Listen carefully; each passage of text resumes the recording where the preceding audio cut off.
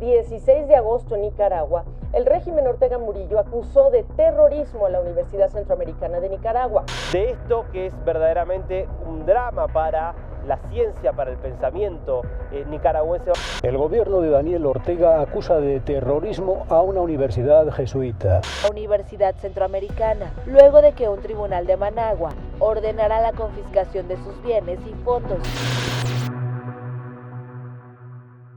El 16 de agosto de 2023, hace un año exactamente, el gobierno de Nicaragua ordenó la confiscación y cierre de la Universidad Centroamericana UCA. Su argumento fue que esta universidad era un espacio que promueve el terrorismo. La UCA nació en 1960 como parte del proyecto cultural del Partido Conservador y el círculo de intelectuales conservadores agrupados en el Colegio Centroamérica de Granada, un colegio jesuita. Surgió con una propuesta fresca en una época en la que la misma dictadura quería deshacerse del legado de su fundador, asesinado en 1956. Fue un espacio de pactismo entre los conservadores y el gobierno de Luis Somoza Debayle, convirtiéndose en una opción educativa frente a la radicalización política del estudiantado de la Estatal Universidad Nacional Autónoma de Nicaragua, UNAN.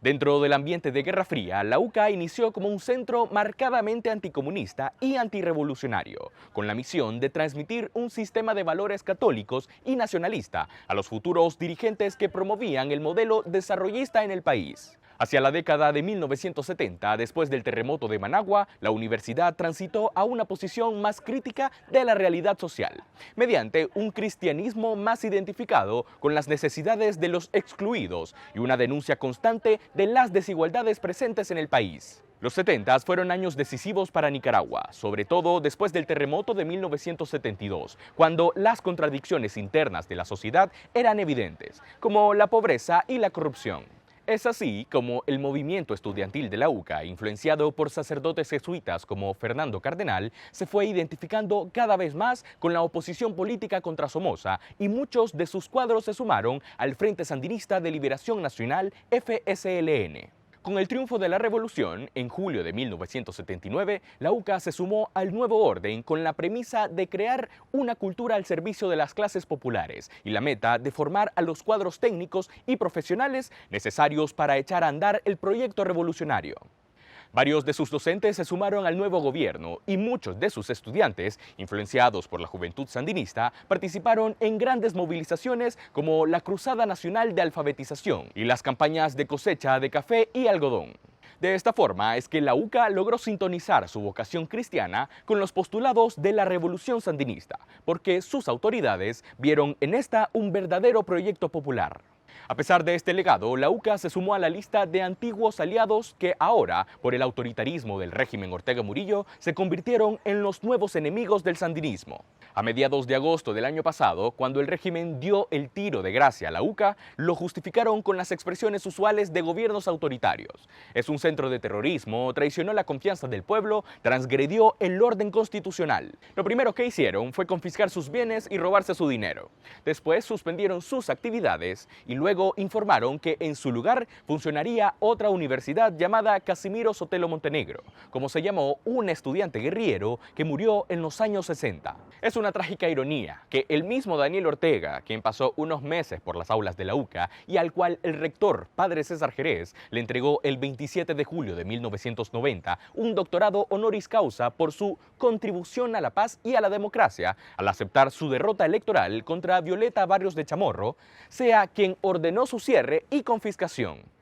Hay mucho detrás de esta universidad, que hasta antes de su cierre educaba a casi 8.000 estudiantes. La UCA era el único centro de pensamiento independiente que quedaba en el país. Su cierre responde a la posición que tomó en 2018 de estar al lado de la justicia, de la gente que estaba sufriendo la represión y exigiendo cambios sustanciales en el país.